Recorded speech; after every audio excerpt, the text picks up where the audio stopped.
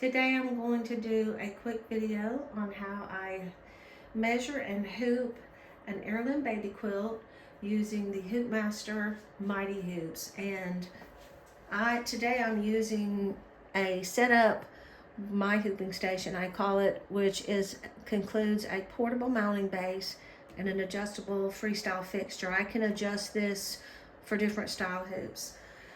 Okay, so I have an 8x8 hoop. I have it separated so that they don't come together until I'm ready. And on these quilts, you will notice that they have these rounds we call heirloom rounds, and inside they have what looks like, it looks like an angel with wings. And so in order to find the center, I have found the best way to find the center is if you look at the tips of each of these ovals here, these oval shapes, that at the point of those tips actually turns out to be pretty good center. It's not ever going to be perfect, but it's pretty good center. And so I did the same thing up here at the top, at the tip of that oval, right where the threads meet to a point, I mark that. And then there's like a fan down here, and each one of these, if I measure to the center, there's 5 on each side.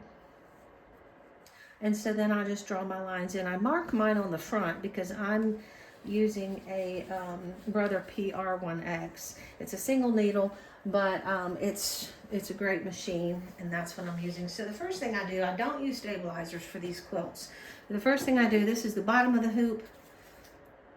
You want to turn it to where the rivets that you can feel are down, and then this big tab slides into here.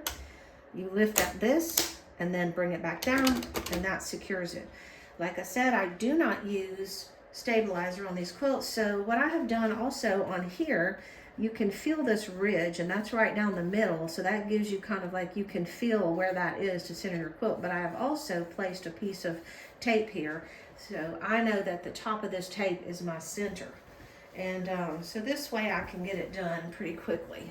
So I'll put actually I'm gonna put my quilt on upside down, because I like to embroider on my machine upside down so I don't have a lot of excess quilt to get in the way. So I just put that under like that, bring this over the top like this.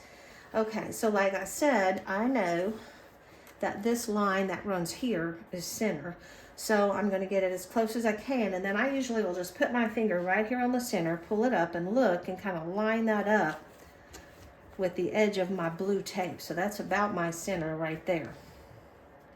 And then I'm just gonna make sure that these lines I have marked here, that I can feel that little ledge, and I can feel it there, and I can feel it there. So I'm pretty close. I'm not gonna say it's perfect, but I will make some adjustments. So then I'm gonna take my hoop. So remember, the rivets on the bottom went down where I can feel the rivets on the top, they go up. The warning always goes facing upwards. And so now I'm gonna take this, I'm just gonna hold it over here and then let it fall. That came out about as close as I could probably get it. I can see that it's off a little bit over here, but that's okay because my machine can do the laser positioning. But I'm pretty close and I don't have to worry about hitting the edge. Now what I will do before I take it off is I will pull tight. I would usually take both sides and pull tight. Since I'm not using stabilizer, I want to make sure that my quilt is nice and tight.